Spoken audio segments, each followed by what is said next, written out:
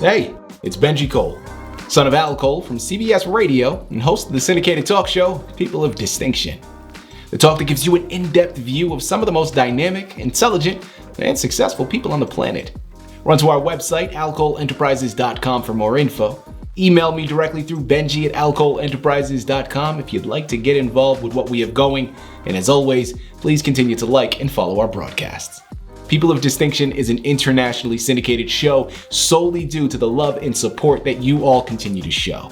We're available across all major podcast distributors. And like I mentioned, people, if you keep following, we're going to continue to put out the content. Now sit back and strap in because we are delighted to showcase this next guest on our network. And on the line with us today, we have the impressive Martin Terrell. Now, a lot of you may remember Martin when he was on our network last time. And listen, man, his books, his books are layered. All right, his books are remarkably enlightening and so forthcoming with some fantastic insights. We had to invite him back. It was a no-brainer. We're discussing his book, Unseen Scars, again here today. But remember, there are two other ones that he has. One is called Without a Compass. The other is You're Only Innocent Once. Once is not enough. All right, you're going to have to head on over to Amazon, barnesandnoble.com. But if you want to gather everything that Martin has in store, do no better than checking out his personal website. I really do mean that. It's martinterrell.com, a one-stop shop for everything that he has in store. And this man is quite the individual. I know a lot of you heard the previous time he was here with us, but for everybody else, strap in, man, because you're here for a treat. So again, it's martinterrell.com for everything that he has in store. And before we go any further, I want to take the opportunity and point out the fact that Martin was brought to our network by one of the best publishers in the business. People you already know, I'm talking about Quipper Prints.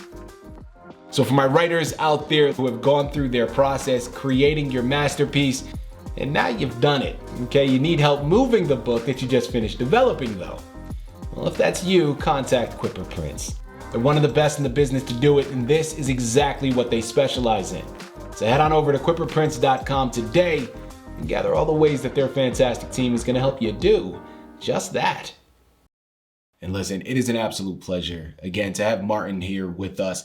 Like I mentioned it before, man, his book, Unseen Scars, is filled with poetry that is going to be remarkably insightful and also remarkably relatable to each and every one of us out there, to each and every one of his readers that pick up the book. I don't care what race you are. I don't care what demographic, what background you come from, where you stand financially on that spectrum. This is going to be a book of poetry that I promise you is going to be relatable. You don't have to look any further than just the title itself, Unseen Scars, and how those two words are going to have a very particular connection to you in your life path and scars that have gone unseen for you. I could sit here and I could talk to him for hours, man. Let's just invite him here with us because I promise you the conversation we're going to have today is going to be remarkable and you're going to be loving it as much as I am. Martin, first and foremost, welcome back to People of Distinction and thank you very much for being a guest. How are you doing today, sir? Oh, I'm great. Thanks a lot for having me.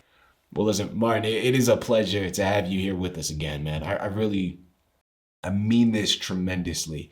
Your book, Unseen Scars, has been receiving some pretty fantastic reviews, and it is no shock to me as to why that is. But your two additional books are just as impressive, man. Entertaining, but wonderfully wonderfully insightful and fantastic messages to be found. And like, I think you're onto something here, man. You struck gold and we're thoroughly looking forward to this discussion and the words of wisdom that you're going to be able to relate to our listening audience here. And for our listening audience members who happen to miss the previous occasion that you were with us, Martin, start by giving us a little bit more about your background, please. Who is Martin Terrell? Well, Benji, I've been around a long time. I'm 78 years old, and I've had an opportunity to go around and to participate on both sides of the scale, so to speak. I've been caught in the maelstrom of being raised in the ghetto. Yeah. And in that respect, I've been exposed to the underside of living black life in the U.S. In that regard, I was raised, my mother died when I was 12. I had 4 sisters and a brother. I was the eldest. And it was up to me to be in charge when my stepfather was at work. He was a construction worker. He was a mechanic. And in our neighborhood, the oldest guy was the one who kept the kids, the younger kids, in hand. And I knew how to put diapers on my siblings. I was good at diapers and stuff. And but I also could protect them. No harm could befall them. And we were raised in a neighborhood that was kind of like a village. Most of the people were from the South. And but I learned how not just to protect myself and my siblings. I learned how to mix with people and become part of a village. And I think that that helped in my writing and in learning how to see people and to be able to put people in an atmosphere where other people could see them. Later on, I did some things that I'm not proud of. Raised in the ghetto, I was exposed to drugs. I was exposed to prostitutes. I was exposed to everything. Hey, and listen, prostitutes, bums, and drunks, if you're raised with those people, you realize that people are products of their environment. I remember one time when I was a youngster and raised and ran away from home, it was a prostitute who took me in. An older woman took me in because I was a young guy with clothes on my back and said, "What are you doing out here on the street, young blood?" Took me, and not only did she took me in, took me to her home with her mom, and they both kind of just took me, the young stupid kid. And people would look at people like that and say that they're a prostitute. You cannot do that to people. People are products of their environment. And you have to see people where they are.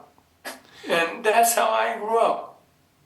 I grew up seeing people where they are and who they are. And that's how, in much of my writing,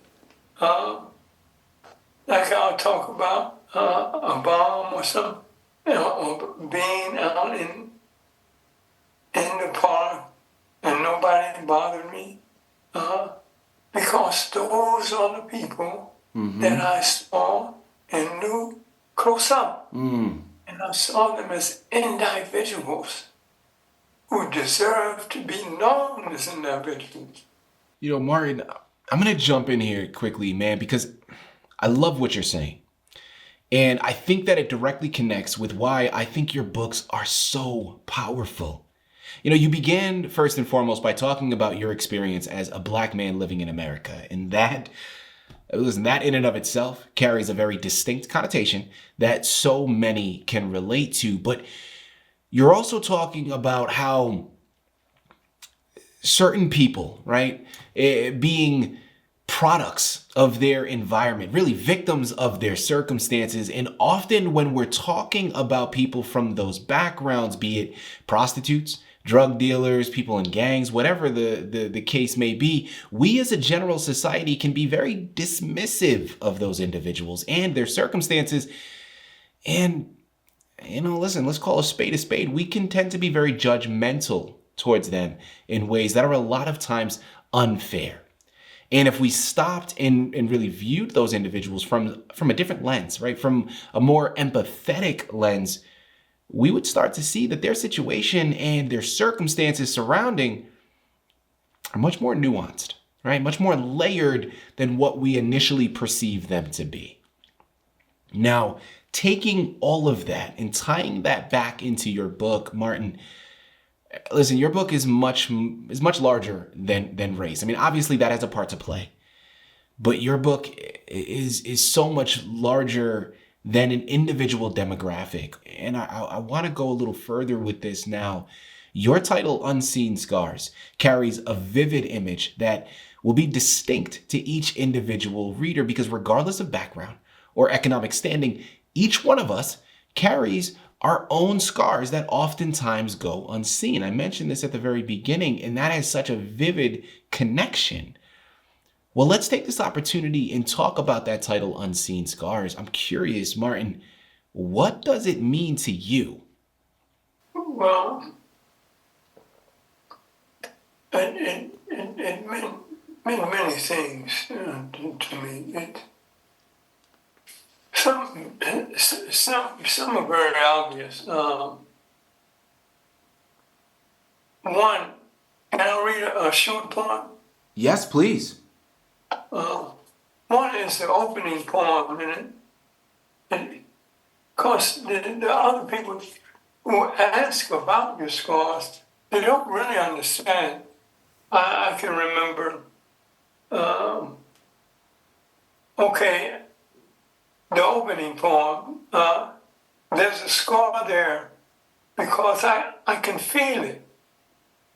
But it seems like it's been there forever, running like a 6-lane highway through the vortex of my soul. Any new scars, boy? The officer rasped. None that I can see, I countered with a laugh. Yes, I have some scars, and a few of them are new, but none are as deep and ugly as those inflicted by you. Calloused as an eagle's talons, putrid scars, pus encrusted and mean, seared at birth and scarred forever. The birthright and legacy of the unseen.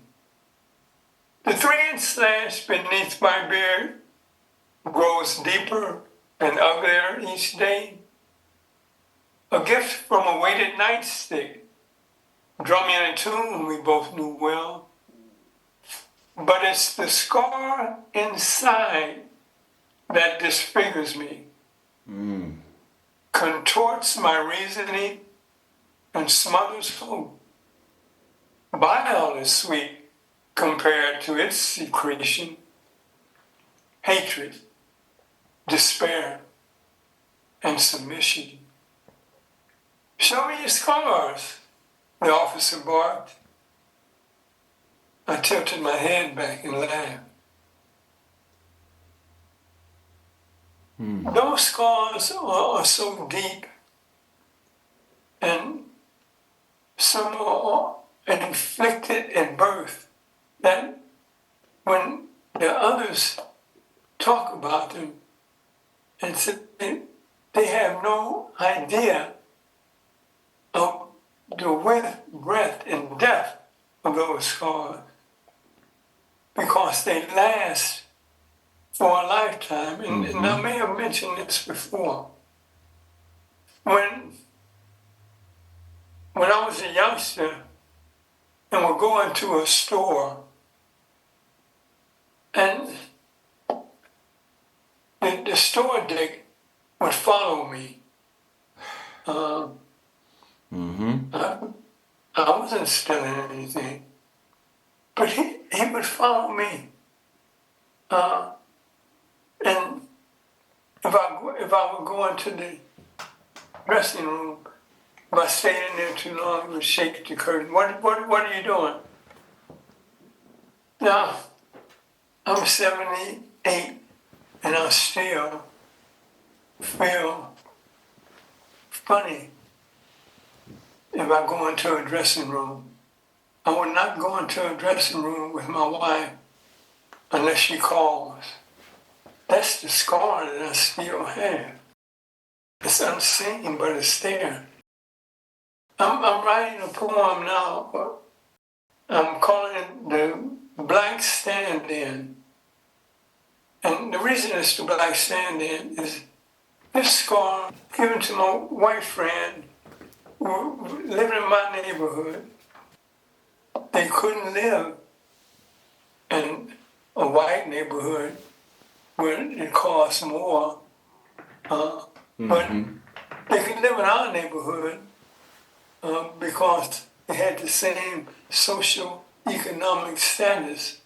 So, in essence, they were stand-ins for blacks, and they were treated as such. They were treated as we were. So that's the scar that they carried. They were treated as black people, and they were white. And I'm looking at it. In the poem, I mentioned that poor white women and poor black women, they share something. They have an insight. And the men in those neighborhoods, they claim that they run the neighborhoods, but they don't. The women run those neighborhoods. And they know, and they would tell you that it's not color that separates the poorer people from the wealthier people. It's very simple. It's the class division. See, and the poor people know that. And that's part of an unseen scar that knows no color barrier. It's the class thing, and I think that when I talk about the unseen scar, I'm trying to share that it's something that it's a scar that those of us by something, mostly it's a lack of education, and what goes with that is a lack of income, and that adds to a big scar that we carry and throughout the society, and through this book, it hits upon some of it, but there's more of it. That just hits upon some of it, Benji. People, I'm telling you, this is some powerful stuff. Again, the book we're discussing right now is called Unseen Scars. You got to head on over to Amazon, Barnes & Noble, but make sure to check out his personal site, martinterrell.com. While you're there, Unseen Scars is only the beginning. He has 2 other books as of this moment, Without a Compass, and the other one, You're Only Innocent Once, and Once Is Not Enough. martinterrell.com is the place you got to go. I'm telling you, pick up all of these amazing books. And Martin, I want to tell you, man, you have done something pretty special here with just your titles and how remarkably compelling each of them are, because Each one of them offers such a distinct and unique message that leaps beyond the boundaries of any particular community or demographic. And I believe listen, man, that is a mark of a great writer. Being able to connect with such a wide range of readers. Listen, you've done something special here. And I know that the work is just beginning, and there's a lot more. Well, Martin, the next place that I wanted to go speaks to a potential overarching through line through all of your books. And I'm curious, between Unseen Scars, Without a Compass, You're Only Innocent Once and Once Is Not Enough, and hopefully, selfishly for myself, a lot more on the horizon, in the future. But is there a particular theme or a fingerprint that you attempt to establish through your writing that would be maybe your mark as an author? And if so, Martin, what would that be? Well, Benji, I just try to. Well, the thing about it is, I don't try to hold myself back. Mm-hmm. As a writer, my goal is to open me up and say, this is me. This is what I have experienced. This is what I have learned. This is what has hurt me. Mm. This is what my pain has been. If you could see this, if you could feel this, maybe you could avoid some of it. Benji, this is what my writing is about. It's about shared pain and vision. It's not about getting rich. It's not about making money. Mine is about a shared vision and opening myself so people can say, hey, this is what he saw. If this happened for him, but he was able to stretch some of it together and tie it together. Mm-hmm. Maybe that's how it can work for me. Because the mind was torn apart. This is how it can happen. That's how I write. Like that. It's that simple. There you have it.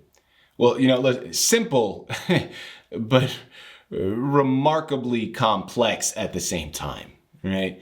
Listen, Martin, as we start to close out here, man, last couple of questions for you. I'd love to give you the opportunity to go into a brief description of another one of your books. And people, listen, as I've mentioned before, Unseen Scars is not the only book that Martin has to offer, okay? There are two other ones at this moment, and I'm going to continue to put it out into the universe here, fingers crossed. I truly hope that there is a lot more coming in the future. But Martin, choose another one of your titles, please, and give us a brief synopsis of what to expect when we head on over there and purchase it. Okay, and you're only innocent once, and once is not enough.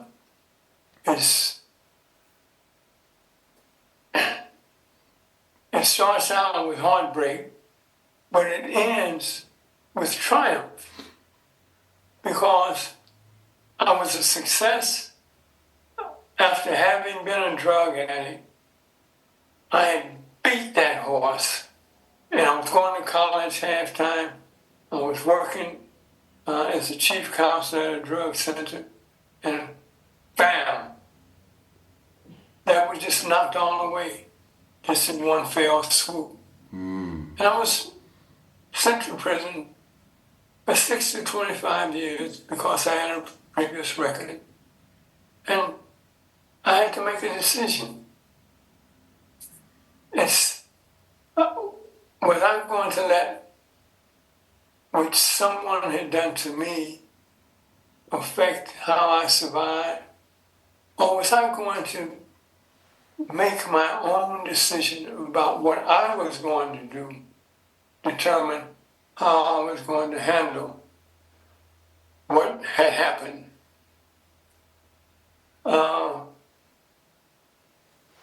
I decided that, okay, this has happened. However, I have some tools already. I had gone to Ohio State University part-time. I had worked as a drug counselor. I had some experience as leadership with other men. And I knew how to work with guys. So that's what I did. They had a college program in there. I jumped right on that. But they needed some help in other ways with the guys. I worked with the guys. At that time, black culture was big. We could get things done. Mm-hmm. I said, okay. They had a group, Junior Chamber of Commerce, and the institution was pushing that. I said, well, let's push the black culture and history group. We pushed that. And through that, we were able to do small things like have black Christmas cards, had the Muslim imam come in. Finally, we got able to go once a month out to the 3 colleges in Ohio and tell the kids there, look, I'm in prison. You don't need to go to prison because you're in college. You stay in college. This is what we're learning in prison. We're learning about black history. Here are some of the things we've learned. We'll share these with you. So we were able to do that. And there was a black history drug center. We worked in that. So we were able to do some things like that while we were still convicts. But in the meantime, I could also go to college. And at that time, there was a thing called each one, teach one. Mm-hmm. Since I was going to college, it was my responsibility to teach the guys in the group who weren't going to college something about what I was learning. So I was able to do that. That kept me alive. Mm.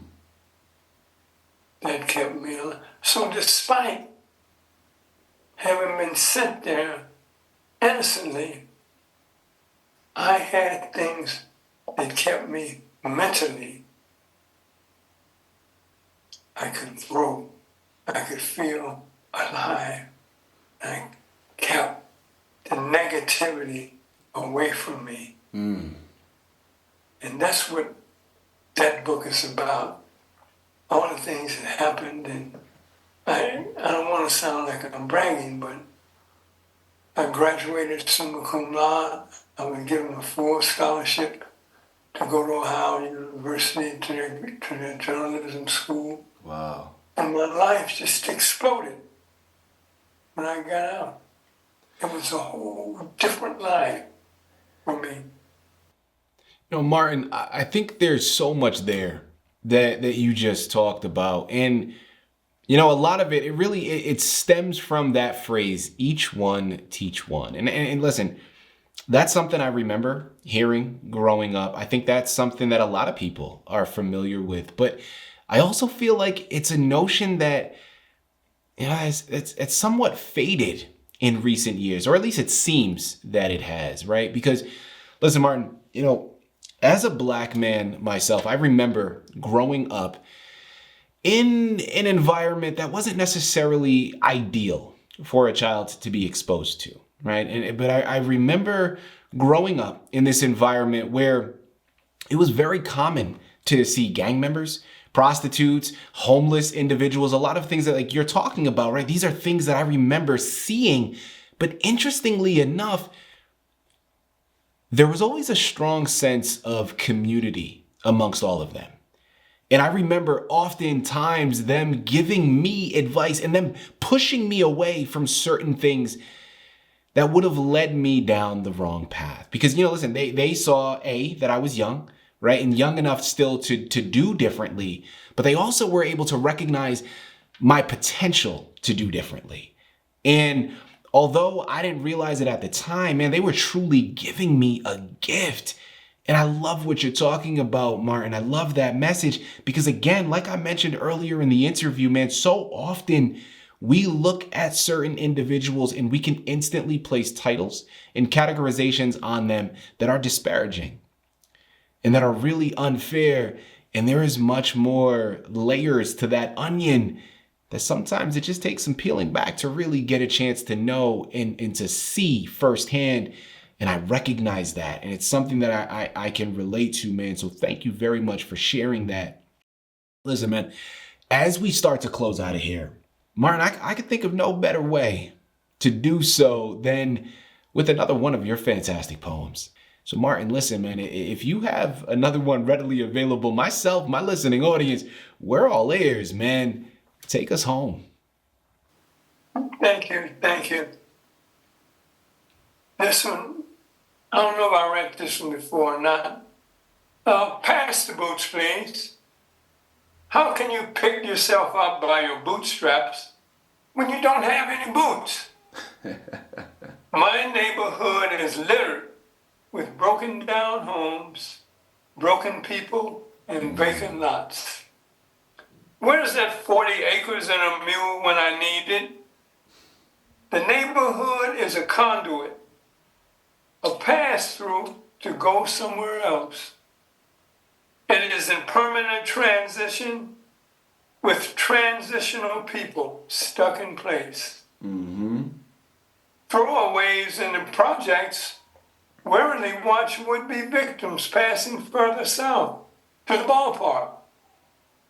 It is a neighborhood of streets and numbers that makes it easier for outsiders to define poverty by branding its offspring as drug addicts and criminals. Those numbers are there for anyone to see, and those of us inside the numbers are crippled by them. Pass the boots, please, if you can find them. I'd like to pick myself up. Martin, boy, okay, all right, let me, Martin, that was some powerful stuff, first and foremost, okay? And you mentioned earlier the line about 40 acres and a mule that the Black community was promised upon the end of slavery. And listen, man, we could have an hour-long discussion just on that. I think it's such a powerful conversation piece, people, because listen, again, and I gotta say this, man, because I know already, I've mentioned it, but I want to reiterate once again, his book is so much larger than race. It's not just about race. It compounds so many other things. But when we talk about just that concept of what 40 acres of land and a mule could have amounted to with the Black community. And when we really stop and we analyze the wealth gap between the African American community and others, man, Martin, let me stop, brother, because I'm not trying to make this about me, but my goodness. Yeah, listen, that's a discussion for another time. All right, we're going to invite you back on. We're definitely going to have that discussion because there is so much there to be unpacked. I love this, man. I love these books, and people, you already know it's Amazon, it's Barnes & Noble, and most importantly, it's martinterrell.com. You got to purchase these incredible books today because I'm about to start preaching. I'm about to start lecturing over here, and I know I can't do it. This is not the time for it. So just head out over there, pick up your copies of these amazing books because this is all about Martin and what he has to offer. You know where to go. Start the conversation with those around you, and remember, it's much bigger than race. Man, there is a lot of other topic points, class division being one of the bigger ones. But it's time to wake up and acknowledge those things. And these books are the precipice to doing just that. You know, Martin, I really do mean this, man. This has been an honor, an absolute honor, a true pleasure. Thank you for sharing your poetry. Thank you for your wonderful words of wisdom. And thank you for being a guest on People of Distinction. Oh man, thank you for having me, Benji. It's been a real honor to be with you.